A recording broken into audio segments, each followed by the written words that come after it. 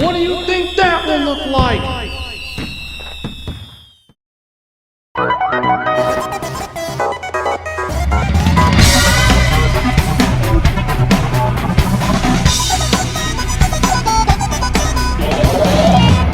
Pac-Man World Rally.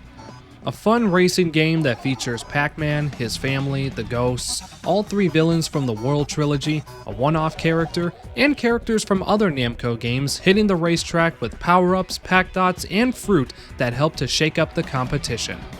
This game borrows elements from Mario Kart and Crash Team Racing to make, in my opinion, an underrated gem. You should definitely give it a go if you haven't already. Now, I've already reviewed this game, twice in fact, so you might be wondering why it's back on the channel for the third time. Well, this time around, I decided it would be fun to go through all 16 of the game's tracks and rank them from worst to best. Let me preface that this list is entirely based on my opinion. Your list may differ from mine, and that's okay. Just a few clarifications before we begin.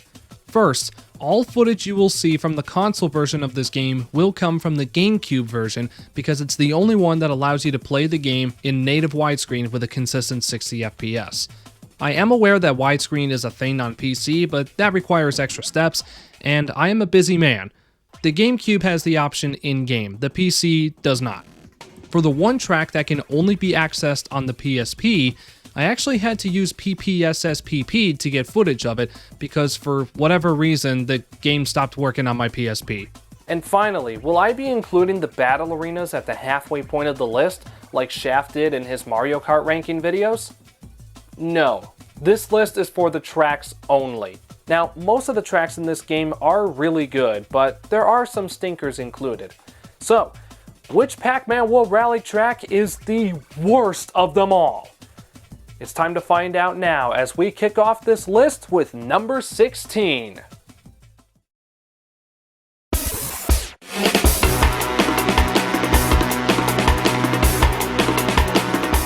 Yeah, you shouldn't be surprised. This track is extremely disappointing. The layout is an oversized Tetris piece, and laps only take 15 seconds to complete. If they wanted the track to be this short, then they should have had the race go 7 or 9 laps, not 5. You do have 2 giant balls that roll around the track though, so it at least has some hazards. Simply put, this track is Pac-Man World Rally's baby park, which wouldn't be a problem if it wasn't the penultimate track in the game. They should have given the Katamari series a little more love here. This is inexcusable. King's Course is the king of disappointment.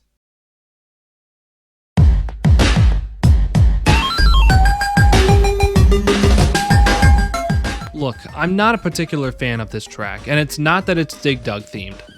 This track suffers from an identity crisis. One minute it's trying to be MXC, then the next it's trying to be just MX. It's honestly a shame that this track is relegated to the PSP, even though it gets shown in the game's intro on both consoles. What a bunch of lying bastards. Because of the exclusivity, you're also dealing with the sus physics. I tried time and time again to get this grape shortcut figured out, but I just can't. Eventually, I just gave up and took the normal route. The final stretch is a little too long in my opinion. Also, this section here is fucking dumb. No character in this game can successfully make these turns. Hope you like bumper cars. Yeah, there's not much else to say here. Let's move on.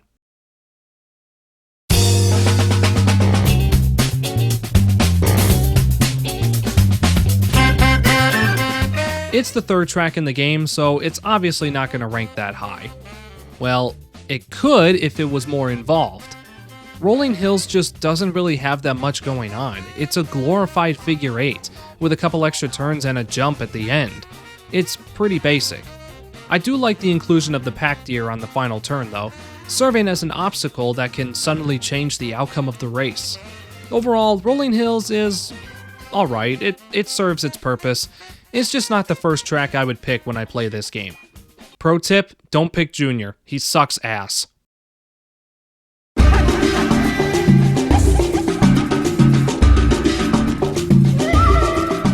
So, this track is also pretty uneventful. It is filled with 90-degree turns, features a packed dyno that just walks around in a circle, Walk around in circles, walk around in circles.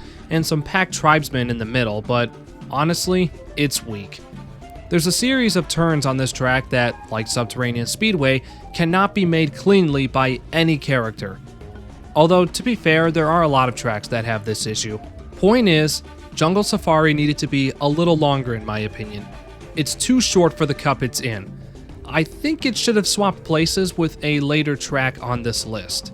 Okay, we're 4 tracks in, and we've seen some stinkers so far, but don't worry because the quality from here on out is going to pick up right after we get out of the bottom 5. So let's do that now by checking out number 12.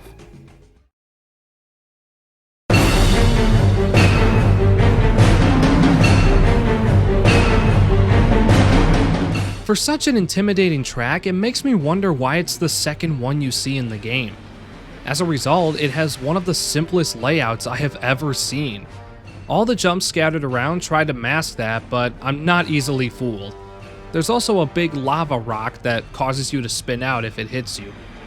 This track just feels like a nothing burger, which is a real shame. It kind of reminds me of Hot Top Volcano in a way. Molten Mountain is very underwhelming, but at least it's not Water Park.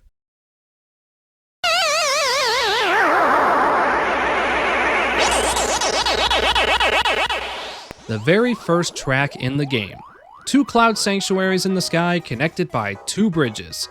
This track does a good job introducing you to the core mechanics, giving you pack dots on the bridges and placing cherries in different areas of the track.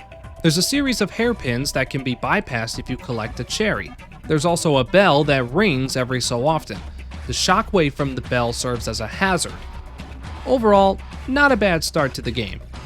Unfortunately, it doesn't really have anything else going for itself. And with that, we're now on to the top 10 tracks.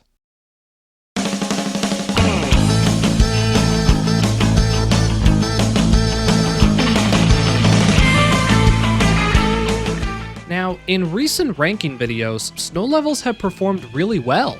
Sadly though, Arctic Iceberg is an exception. The track isn't bad per se, I'm just not a fan.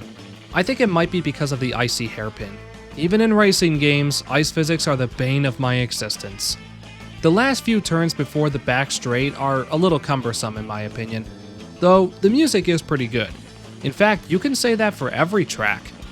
I also like the inclusion of the Pack Yeti that squishes you if his club hits you. But yeah, a lot of people might disagree with me putting Arctic Iceberg this low, but that's my opinion.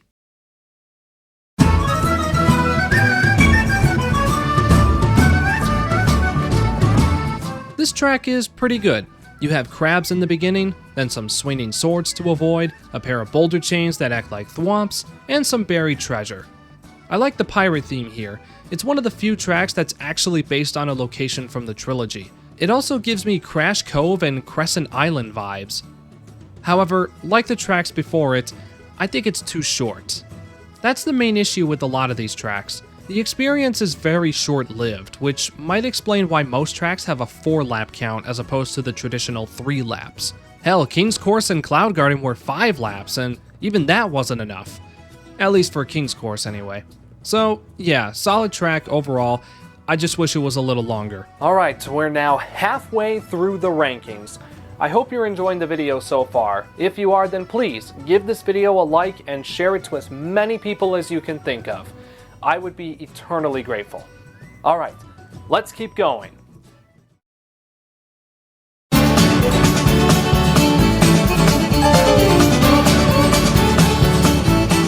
Time to hit the bayou with Winding Wetlands.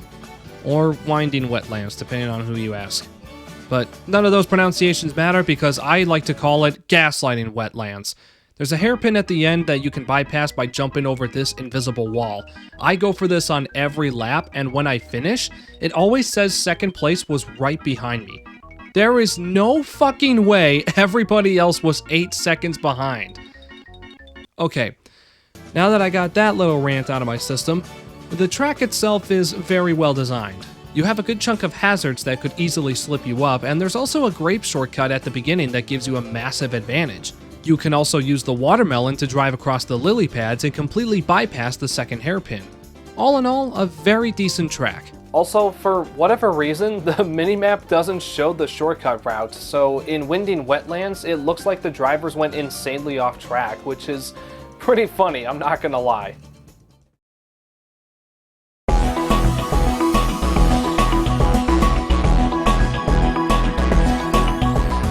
The first track in the Classic Cup, inspired by Galaga.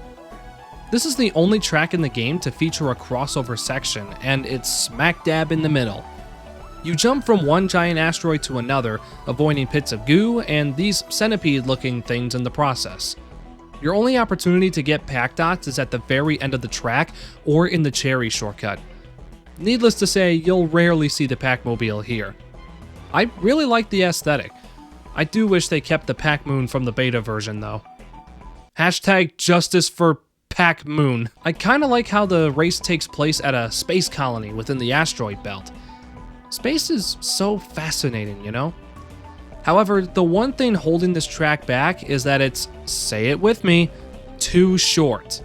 This is especially an issue when this track appears this late into the game. Other than that, this is a fun track.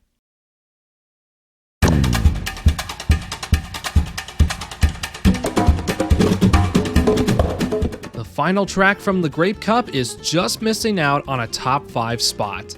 This track is a downhill track that gives you 2 routes to take at the bottom. You can go for the jumps while avoiding the packed scorpions from that one level in World 3, or you can use a grape to travel through an underwater tube. What majestic creatures. After that, you jump from cliffside to cliffside before reaching the top and beginning lap 2. During all of this, you're listening to an acoustic version of Blocktown from Pac-Mania, complete with bongos.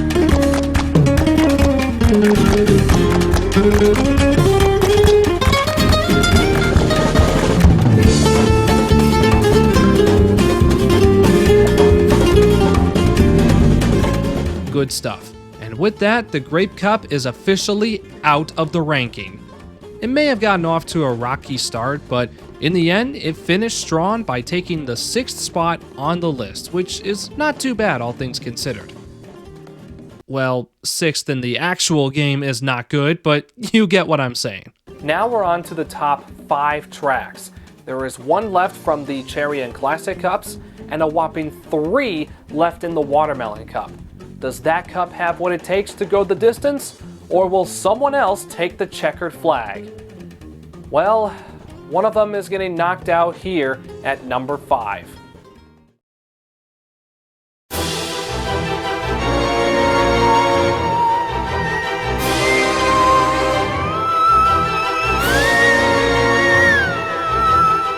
Yes, the Cherry Cup is seeing the end of its days here. Ghost Mansion is a really fun track, man. You start out in the backyard, avoid the pack zombies, jump down into the basement while getting a good look at this pack spider that does nothing, say hi to Pack Frankenstein, climb some stairs, say hi to Pack Dracula, drive through a church corridor, and out the window. There's a grape shortcut you can take right after the start line. This track has some technical corners and hairpins that blend well with the overall layout of the track. For being the first cup in the game, it's honestly very impressive to see it go out at the 5th spot, considering how low the other 3 tracks were ranked. Like I said back in number 13, this track and Jungle Safari should have been swapped in my opinion. Still, a fantastic track.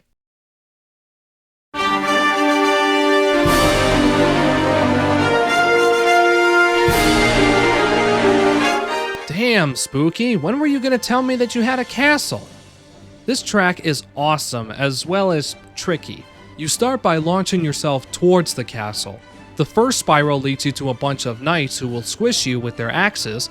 Then you dodge fiery arrows, make some jumps, avoid the dragon's fiery breath, and finally jump into the Pack Wizard's pot to warp back to the start line.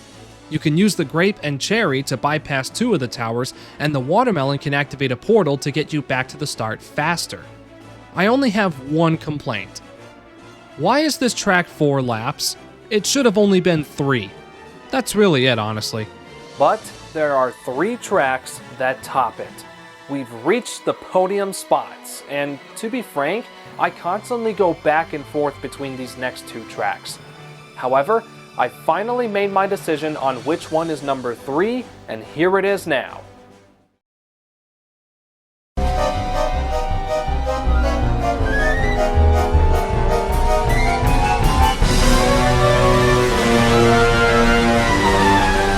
This track is something else, man. It starts out with a figure 8 that then sends you to one of 2 portals depending on whether or not you have the grape. The grape will send you to a spiral, whereas the normal portal takes you to an area full of 90-degree turns, and also, this can happen.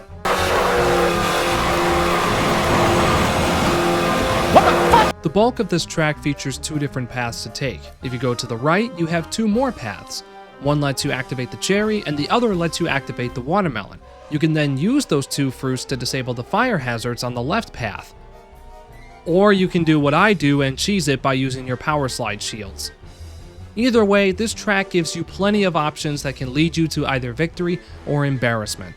It always reminds me of Hyper Spaceway from Crash Nitro Kart. What a banger of a track.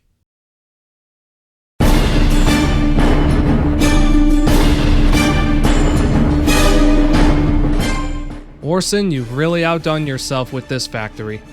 This track is incredible. Each room is connected by a metal bridge in the center, and they all feature different hazards.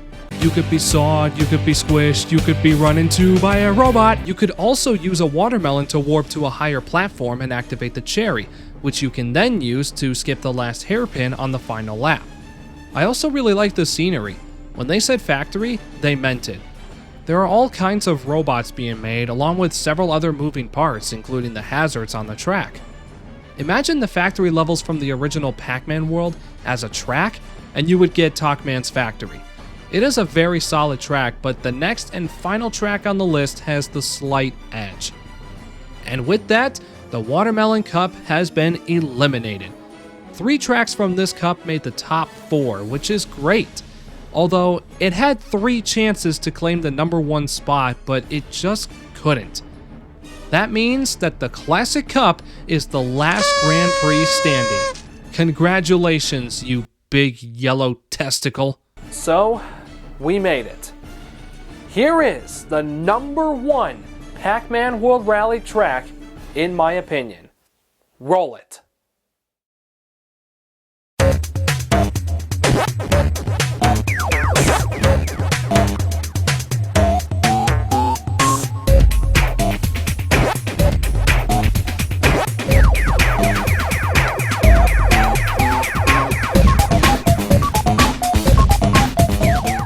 Fuck yes. The final track in the game is the best track in the game.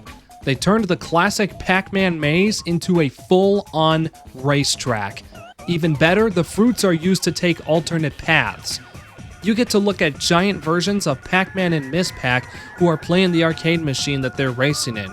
And apparently Pac-Man sucks at his own game. The arcade ghosts act as hazards, but you can chomp them when you're the Pac-Mobile, which is fucking awesome. You can run into Clyde, Inky, and Pinky. Blinky stays inside the ghost home though.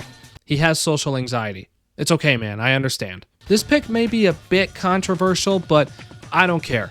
Retro Maze, in my opinion, is the best track in Pac-Man World Rally.